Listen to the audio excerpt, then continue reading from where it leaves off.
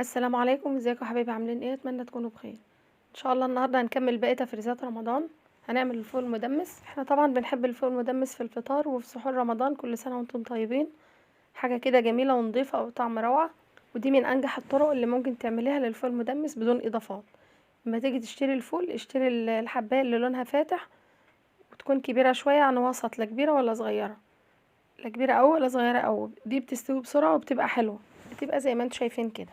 ونبدأ وصفتنا كده. بسم الله. معانا كيلو فول مصري. هنقيه كويس من اي حبايه مش كويسه فيه. هنغسله كويس ونصفيه، وبعدين في بوله هننقعه من بالليل للصبح في ميه عاديه من الحنفيه. اللهم صل وسلم وبارك على سيدنا محمد وعلى اله وصحبه اجمعين. اذكروا الله. بعد ما نقعناه وعدى عليه ليله كامله، ده شكله. شايفين الحبايه كبرت ولونه بقى فاتح زي كده. ما تنسوش لايك واشتراك في القناه وتفعيل زر الجرس. هنصفيه كويس من الميه، وفي حله هنحط نص مقدار الفول وعليه كوبايه عدس اصفر مغسول ومتصفي. العدس بيعطي لون حلو وطعم مميز للفول. في ناس بتحب تضيف فول مفصص او رز، بس انا ضفت العدس. عندي هنا جزرة مبشورة هضيفها على العدس، وبعدين هضيف باقي كمية الفول هغطي بيها الوش. هعصر على وش الفول ليمونة كبيرة. الليمون فايدته هنا بيقلل اكسدة الفول وما بيسودش منك وقت التسوية. انا بعد كده هضيف عليه المقدار بتاعه مية مغلية، وعلى النار تكون عالية. هنغطيه ونسيبه يغلي غلوتين، وبعد كده هنهدي النار تبقى زي الشمعة كده.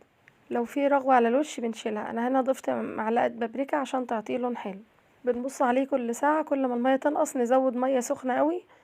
اوعي تزودي مية باردة، لان بتخلي قشرة الفول تنشف وما تستويش. بياخد وقت تسوية من 4 ل5 ساعات. طبعا احنا مش هنضيف طماطم لان الطماطم بتخليه يحمض منك.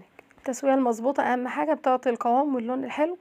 وده شكل الفول بعد ما عدى عليه 5 ساعات. شايفين اللون ما شاء الله، والقوام جميل جدا. بكفاية نظافة وما فيش عليه اي مواد غير صحية بتسرع التسوية. الحباية مستوية كويس جدا، واهم حاجة التسوية، وريحته جميلة جدا. احنا طبعا هنهرسه بشوكة او بالهاند بلندر او بالخلاط.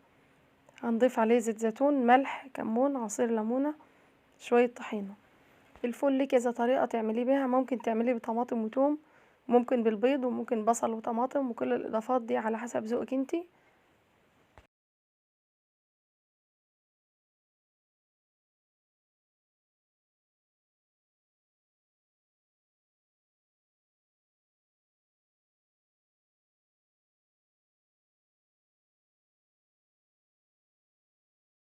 انا هنا عملته كده على شكل هلال رمضان. كل سنه وانتم طيبين. وهضيف عليه رشه صغيره خالص من الشطه. هنعمل مع بعض طريقه التفريز. هنجيب اكياس نايلون والفول يكون بارد مش سخن. هنوزع الفول على حسب اكلتك واستخدامك في الاكياس، وهنقفلها كويس جدا وهنحطها في الفريزر. وقبل الاكل بنص ساعه هتطلعيها تفك او تسخنيها في الميكروويف، وفي ثواني بتكون جاهزه معاكي.